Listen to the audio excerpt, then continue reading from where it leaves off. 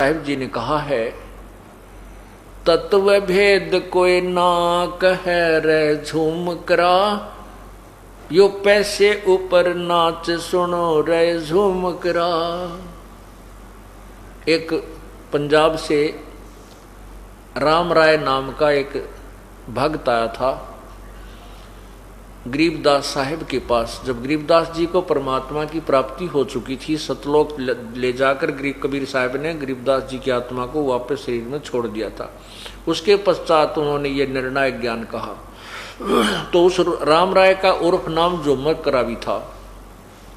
वो भी ब्रह्मा विष्णु महेश विष्णु जी का उपासक था।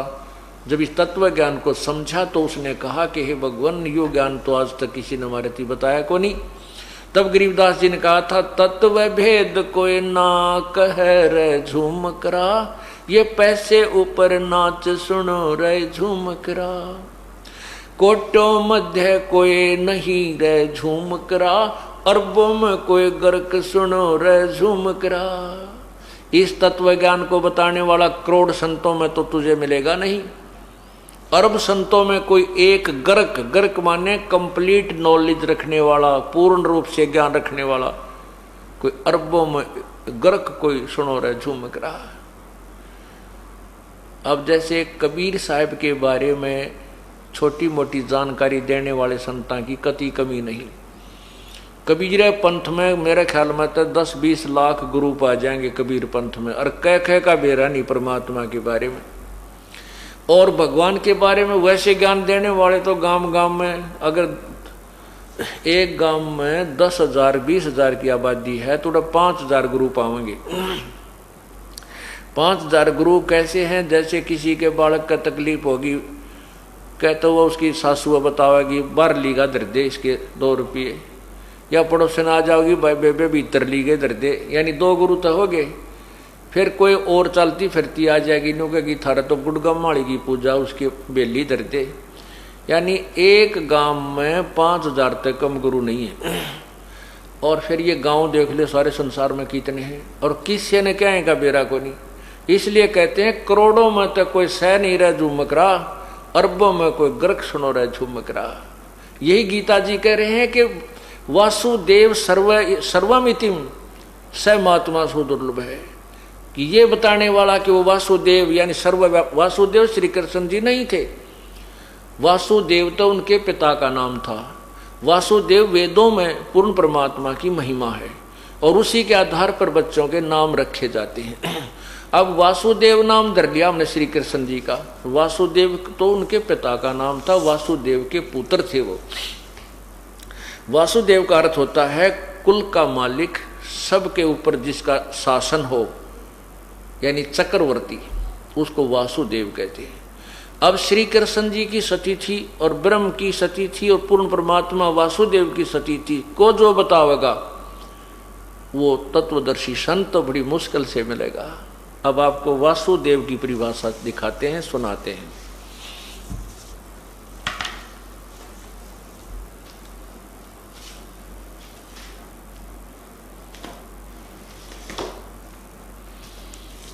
ये देखिएगा एक ब्रह्मांड का चित्र। ये एक ब्रह्मांड है। पुण्यात्माओं, अब आप कोई बालक नहीं हो, सब शिक्षित हैं और इतने अच्छे इंटेलिजेंट अब इंसान हो चुका है कि ये कंप्यूटर जैसे ऐसे माइनर कितने सेंसिटिव इंस्ट्रूमेंट बना लिए। ये इसी तरह अध्ययन करने से, क्लास अटेंड करने से और ट्यूशन तक ला करके वो ज्ञान प्राप्त हुआ। इसीलिए आपने थोड़ा समय निकालना पड़ेगा इस तत्व ज्ञान को समझने के लिए। अब देखिएगा, ये एक ब्रह्मांड का चित्र, एक ब्रह्मांड का लघु चित्र। इसमें ये एक ब्रह्मांड है, इसको अंड कहो चाहे ब्रह्मांड कहो। ये अंडे जैसी इलिप्टिकल शेप है इस सारे ब्रह्मांड की। ये सारा एक ब्रह्मांड है। इसमें नीचे देखिएगा, ये एक विष्णु जी का लोक है, ये ब्रह्मा का लोक है, ये शिव जी का लोक है। और ये स्वर्ग और नरक साथ साथ है। और ये पृथ्वी लोक है, ये पाताल लोक है।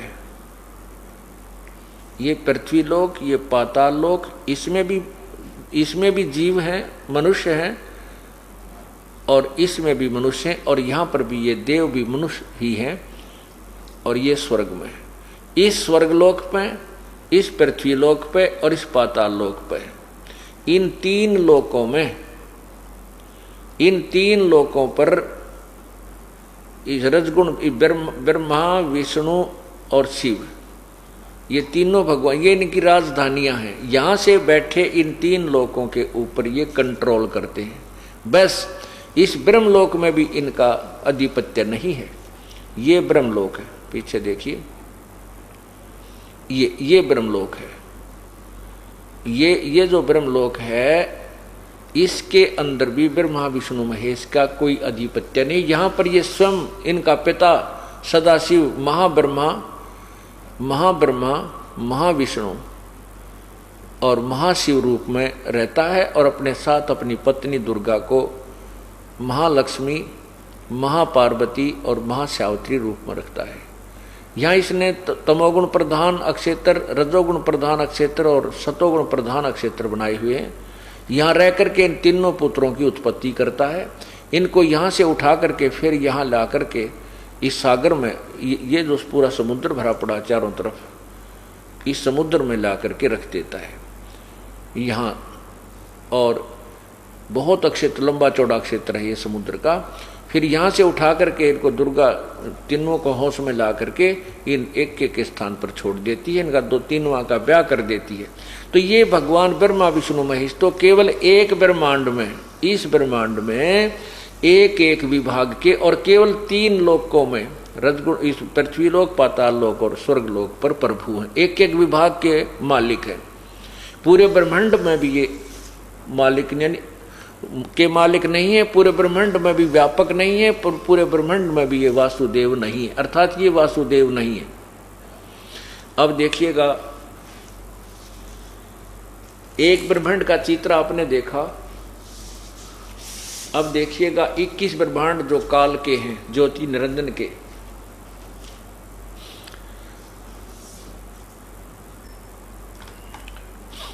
ये देखिएगा पूरे ज्योति निरंजन काल ब्रह्म के लोक 21 ब्रह्मांड का लघु चित्र। ये पूरे 21 ब्रह्मांड है। ये ज्योति निरंजन का ब्रह्म का अक्षेत्र है।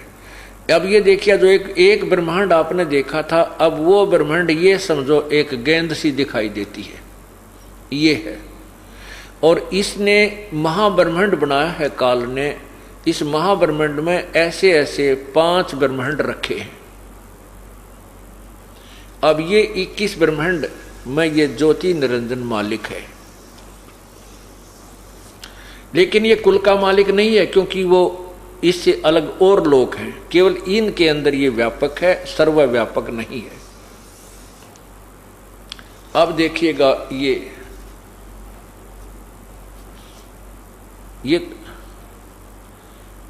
अब देखिएगा नीचे, ये नीचे देखना, ये जो है, ये तो आप अभी आपने देखा था। ये सारे जो देखे थे, ये 21 ब्रह्मांड।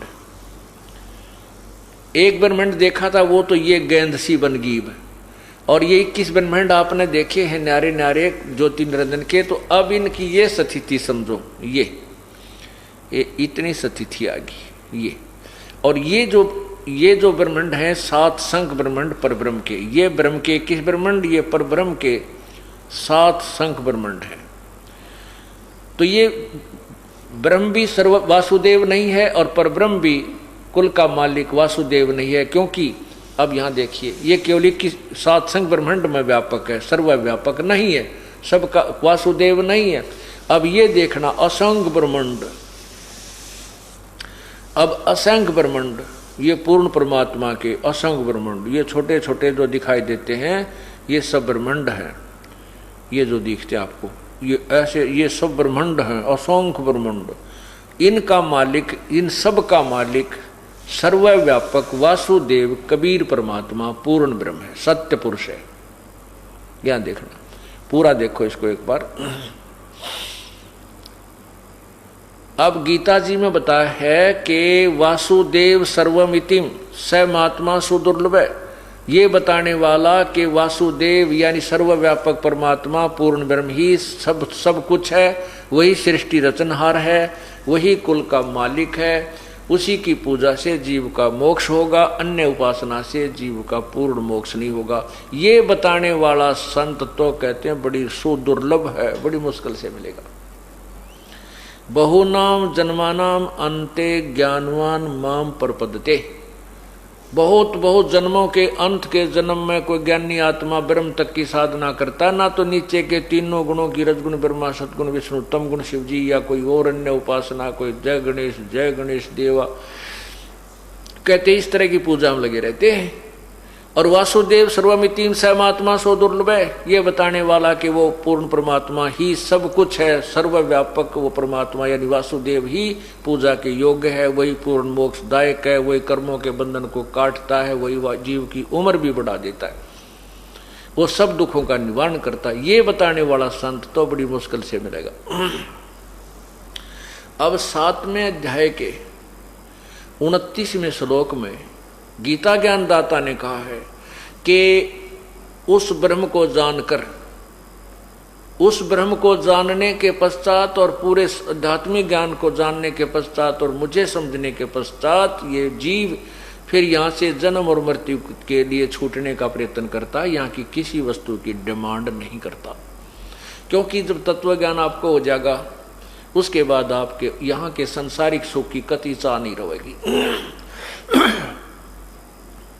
आप तो यहाँ से पीछा छुटवाने की कोशिश करोगे, क्योंकि आपको पता चल जाएगा कोट जन्म तन भर मत होगे, कुछ ना हाथ लग्या रे, कुकर शुकर खरबया बोरे, कौवा हंस बुगारे। कोटि जन्म तू राजा की न मिटी न मन की आशा, भिक्षुक होकर दर दर घूम्या मिला न निर्गुण रासा।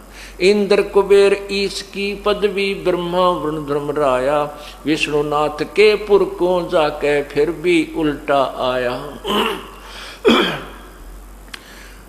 दोज असंख्य जन्म तन मरत्या होगे, जीवित क्यों न मरे रे, द्वादश मध्य महल मठ बोरे, बहोर न देह धरे रे। दोजक भिष्ट सभी ते देखे, राजपाट के रसिया, तीन लोक से तरपत नाही, ये मन भोगी खसिया। सतगुरु मिले तो इच्छा मिटे, पद मिल पदे समाना, चल हंसा उस लोक पठाऊं जो आद अमर अस्थाना। चार मुक्ति जहाँ चंपी करती, माया होरी दासी, दास गरीब अभय पद पर से, वो मिले राम अविनाशी। आपको ये ज्ञान हो जाएगा तत्व ज्ञान से कि यहाँ तो कुछ भी सौदा नहीं है, चाहे आज हम करोड़पति हो जाए, कल मृत्यु होगी तो गदापति बने पावाएंगे।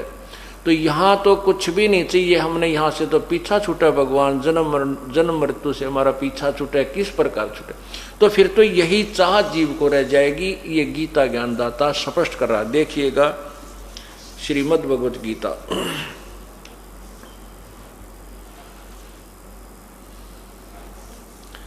इसके 7वें अध्याय के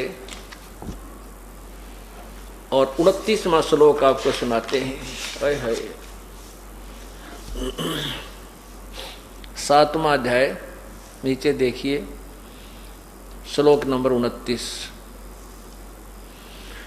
इसमें लिखा है, जरा मरण मोक्षाय माम आश्रित्य यतन्ति ये, ते ब्रह्म तत्। ब्रह्म तत्व माने तत् ब्रह्म को, विदु माने जानकर, कृष्णमन अध्यात्मम कर्म च अखिलम। इसका अनुवाद देखिए क्या है। जो मेरे शरण होकर, माम आश्रित है, मेरे शरण का अर्थ है जो मैं ज्ञान कह रहा हूं इसके ऊपर जो आश्रित होगे, वो जरा मरण छूटने के लिए यत्न करते हैं।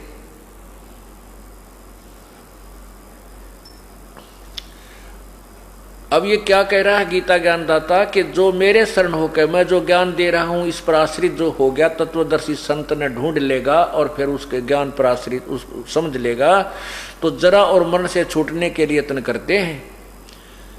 वे तत् वे व्यक्ति तत् ब्रह्म, तत् माने उस, ब्रह्म माने ब्रह्म को यानी परमात्मा को, और संपूर्ण अध्यात्म को तथा संपूर्ण कर्मों को जानते हैं। जो मेरे इस ज्ञान को समझ लेंगे और तत्वदर्शी संत की खोज कर लेगा तो फिर वो यहाँ से जन्म और मृत्यु, वो संपूर्ण अध्यात्म को तथा संपूर्ण कर्मों को जान जाएगा और फिर वो उस परमात्मा को, तत्ब्रह्म को, संपूर्ण अध्यात्म को तथा संपूर्ण कर्मों को जानते हैं। जो मेरे इस ज्ञान को आश्रित होकर के तत्वदर्शी संत के पास चले गए, उनको पूर्ण ज्ञान हो गया, फिर वो उस ब्रह्म को और संपूर्ण अध्यात्म को तथा संपूर्ण कर्मों को जानते हैं। ओए होए, कितना साफ लिखा है। देखिएगा, जो मेरे शरण होकर जरा और मरण से छूटने के लिए यत्न करते, इसका वास्तविक अर्थ ये है कि जो तत्वदर्शी संत के पास जाने के बाद उस ब्रह्म को जानते हैं, उस ब्रह्म को, तत्ब्रह्म माने उस परमात्मा को, संपूर्ण अध्यात्म को तथा संपूर्ण कर्मों को जानते हैं, वे जन्म और मरण से छूटने के लिए ही प्रयत्न करते हैं। इसका सीधा अर्थ यूं है, अनुवाद करता हूं, इसको उलट सुलट कर दिया, फिर भी बहुत कुछ मिलता जुलता है। अब इस तत्ब्रह्म के बारे में गीता ज्ञान दाता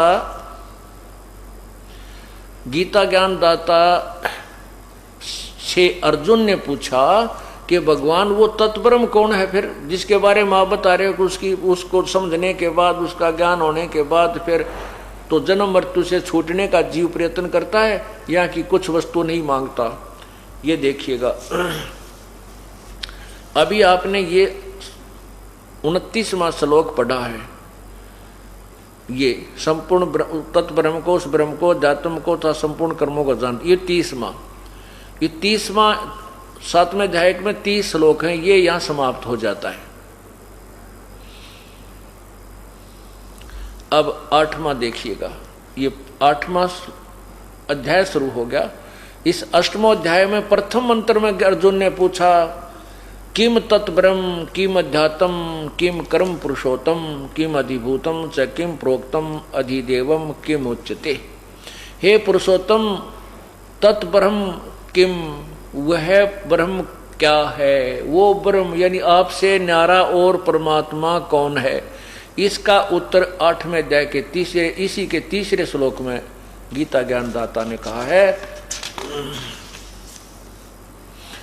ये तीसरे श्लोक में कहा है कि वह परम अक्षर ब्रह्म है। ओए होए, वह तो परम अक्षर ब्रह्म है। इससे सिद्ध है कि गीता ज्ञानदाता से अन्य कोई और भगवान है। ब्रह्म का अर्थ भगवान होता है, प्रभु होता है। जैसे हम पूर्ण ब्रह्म कहते हैं, परम अक्षर ब्रह्म कहते हैं। परम अक्षर ब्रह्म का होता है जो वास्तव में अविनाशी, जो कभी नष्ट ना हो, वो भगवान। ये गीता ज्ञानदाता खुद कहता, तेरी तो मृत्यु होती है, इसलिए किसी अन्य परमात्मा पूर्ण ब्रह्म के बारे में, परम अक्षर ब्रह्म के विषय में जानकारी दी है। और फिर 8वें अध्याय के 5वें श्लोक में गीता ज्ञानदाता कहता है कि मेरी भक्ति कर मुझे प्राप्त होगा। 7वें श्लोक में भी कहता है मेरी भक्ति कर, युद्ध भी कर, मुझे प्राप्त होगा। 8वें अध्याय के 6ठे श्लोक में कह रहा है कि ये नियम है, अंत समय में जो भी जिसकी भक्ति करता हुआ प्राण त्याग कर जाता, उसी भगवान के पास पहुंच जाता है। 8वें अध्याय के 8, 9 और 10 श्लोक में उस परम अक्षर ब्रह्म के विषय में बताई है। ये देखिएगा,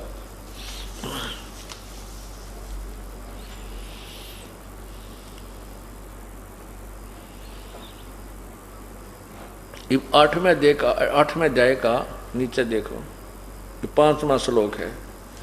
जो पुरुष अंत काल में भी मुझको ही स्मरण करता हुआ शरीर को त्याग कर जाता है, वह साक्षात मेरे स्वरूप को प्राप्त हो जाता है, इसमें कोई संशय नहीं। अब 6ठे में क्या कहा है? 6ठे से पहले 7वां पढ़ लेना, फिर 6ठा समझ में आओगा। इस 7वें में क्या लिखा है कि हे, इसलिए हे अर्जुन, तू सब समय में मेरा स्मरण कर और युद्ध भी कर। इस प्रकार मुझ में अर्पण किए हुए मन बुद्धि युक्त होकर निसंदेह मुझको ही प्राप्त होगा। अब 6ठे में क्या कहा है कि ये छठा है।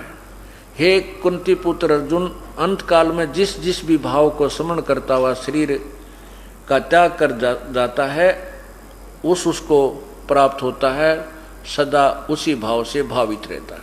इसका ये तात्पर्य है कि अंत समय में जो जिसके अंदर आस्था रखता है, जिसकी पूजा करता है, समन करता हुआ शरीर त्याग कर जाता है, उसी को प्राप्त होता है।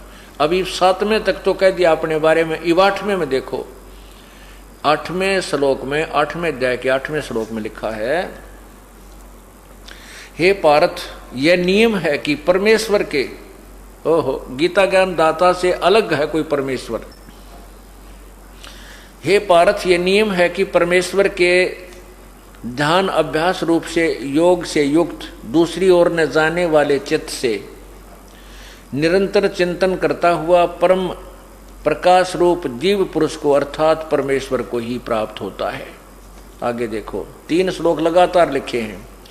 जो पुरुष यानी जो व्यक्ति, ये कवियम, कवियम शब्द है, ये कवियम का अर्थ है कबीर देव, कबीर प्रभु, लेकिन हम यहाँ इसको नहीं छेड़ते। अब यहाँ यही सोच के, जो पुरुष सर्वज्ञ अनादि सबके नियंता, सूक्ष्म से भी अति सूक्ष्म, सबके धारण पोषण करने वाले, धारण पोषण, ये इसी के 15, 16वें 17वें श्लोक में आपका धारण पोषण शब्द काम आएगा, करने वाले अचिंत स्वरूप सूर्य के सदृश नित चेतन प्रकाश रूप, यानी सूर्य जैसा चमकदार भगवान अविद्या से अति परे शुद्ध सच्चिदानंद परमेश्वर का श्रवण करता है। यानी अपना तो बता दिया 8वें अध्याय के 7वें और 5वें में, इब और परमात्मा पूर्ण ब्रह्म के विषय में बता रहा है। वह जो श्रवण करता है वह भक्ति युक्त साधक पुरुष अंत काल में योग बल से, यानी भक्ति की कमाई से, भरकुटी के माध्यम से प्राणों को अच्छी प्रकार स्थापित करके फिर निश्चल मन से श्रवण करता हुआ तम यानी तत्ब्रह्म, तम यानी उस दिव्य पुरुष, दिव्य रूप परम पुरुष परमात्मा को ही प्राप्त होता है। तम यानी उस तत्ब्रह्म, उस परमात्मा परम अक्षर ब्रह्म को प्राप्त होता है, वो जो अन्य परमात्मा है।